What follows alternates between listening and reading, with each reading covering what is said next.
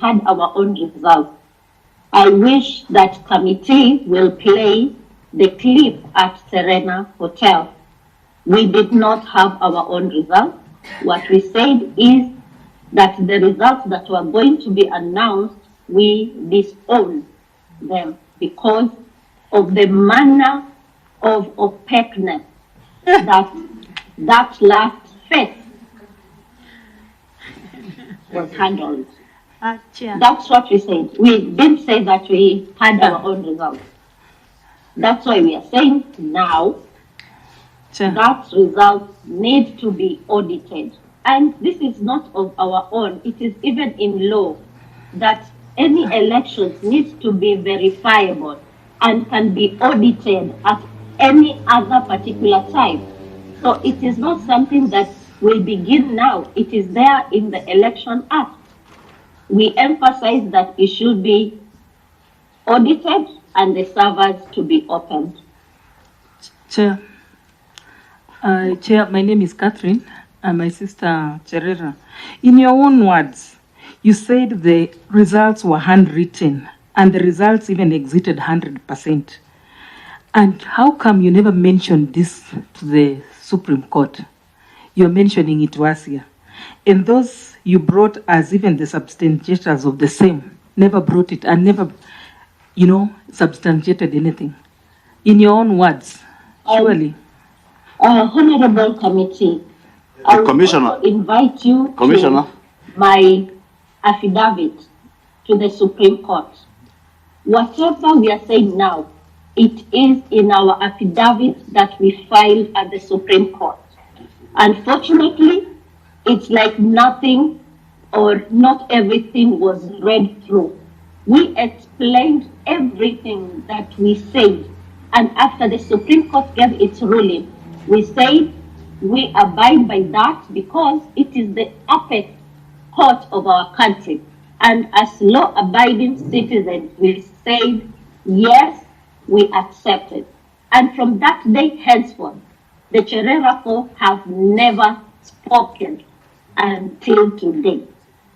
Let me submit to this honorable committee that everything we have said, it is in our affidavit.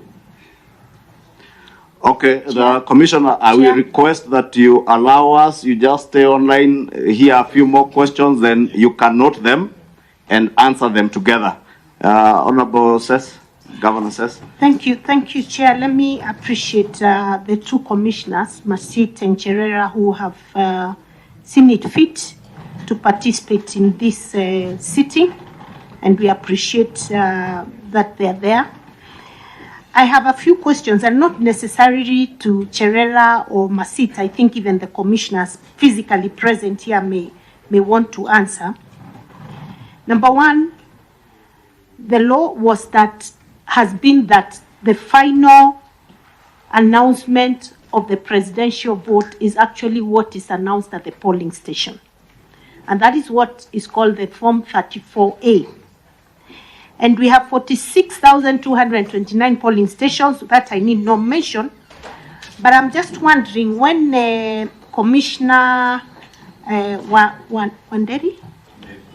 Wanderi says that they were not tallying as commissioners, did you actually think that 7 commissioners had the capacity to physically tally the 46,229 forms and be able to give the results within 7 days as the law states? Number 2, the matter went before the Supreme Court as a petition. Would you say that the results declared by the chairman were inconsistent in any way with those that were declared at the polling stations? And that brings me to the final statement by Cherera, where she says she wants the server to be opened. And that has been the language, open the server. The secretariat was here, the IEBC secretariat was here. And I remember I personally asked the question of the server because I thought we need to understand what's in the server. And the ICT director said, whatever is in the server is exactly what is in the public portal. That any Form 34A is what they have stored in the server. There's no difference. So what is it you want the server to produce if there was no inconsistency? Or maybe you know of an inconsistency that you should have taken before the Supreme Court. So was there any inconsistency? I think that's the bottom line. Can I also? I wanted to also, this is Hassan Omar. And I, like Cecily, because I probably would want you also to benefit from some of the questions we will pose to your two colleagues here. You know, I had a lot of reference to the Maina Kiai case. But the true import of the decision of the Maina Kiai case is that what is declared at the polling station is the actual result of that election. This tallying you're talking about is simply arithmetic. In fact, today I look at God, I look up to God and say, the systems were so foolproof that our elections cannot be decided by 4 or 7 people. The whole world was monitoring, and in fact, this idea of the server is almost an idea to try and camouflage the fact that there was a result which was verified and those forms that were tallied. Not a single one of you came up with a challenge to meet up, as suggested by Justice Smoking Wanjala, to show one single form signed by your returning officers or agents or anybody that differs with those that have been put onto that server. So I think, or into that portal. So I think we should now, even in terms of moving forward, because what I've heard Eugene repeatedly here saying how people say that the outcome of these elections was not free and fair. And I can tell you, outside this group and the 4 of you, I don't know of anybody else who says that the outcome of these elections was not free and fair. Number two, I also was a commissioner at a very stormy point of this country's political transition, I think, which birthed the new constitution and some of the state institutions you see. I investigated instances of violence and laid a lot of responsibility on people who ended up becoming presidents of this country, probably the 4th and 5th. I can tell you, when you do your job consciously, there's nothing to fear. People will send you messages. That's why Ongwae Nyangai is still here and others. I can guarantee you, what Kenyans simply wanted was the truth of what happened. The truth in many instances has been canvassed in the Supreme Court. It has been canvassed across board. And I can tell you without a doubt, at least if it is any threat, it cannot be from our side. Our side is totally comfortable with the fact that the truth was canvassed and mitigated and agreed upon and settled. Lastly, there are a lot of other things that we do not want to go into. There is evidence that was adduced about your meetings, the 4 of you, with Tuju in apartments in Upper Hill, paid for by Ngonga, who was my college mate. People who, the National Security Council membership coming here. Senator Wako has clarified why he was here in his personal capacity and the unfortunate circumstances that met him here. The person who came here on behalf of the Security Council is today's CDF. Trust me, the evidence, if we were to pursue the attempt to sabotage this election, would have been overwhelming. That's why we are saying sometimes, let it rest. Let it rest. I can tell you without a doubt, these matters have been canvassed and settled. I can tell you without a doubt, the truth is in public play. I can tell you without a doubt, some of these lies are no longer holding. They are just a few of you who continue to believe in that narrative, and they'll continue to perpetuate it. But every submission that has come here has actually given credibility to the elections. Honorable Eugene?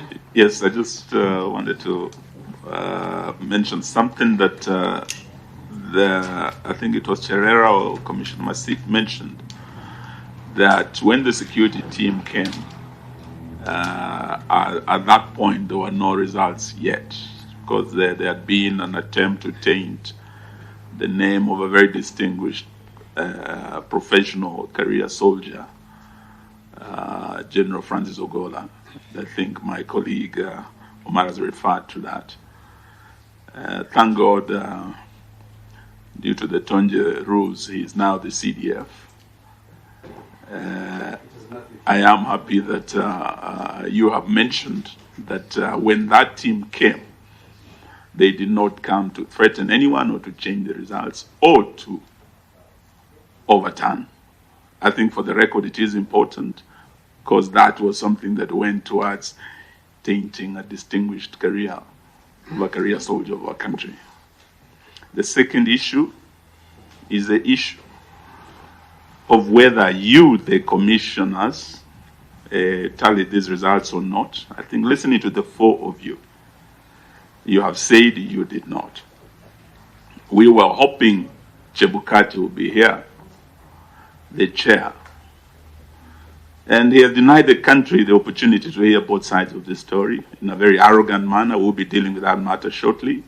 The tone of his letter, the arrogance, is something we will deal with. I think I would say high-handedness with which you are talking about. And you're not the first commissioners he has differed with. He differed with Commissioner Kombe, differed with the other three commissioners in 2017, with the four of you, with Chiloba.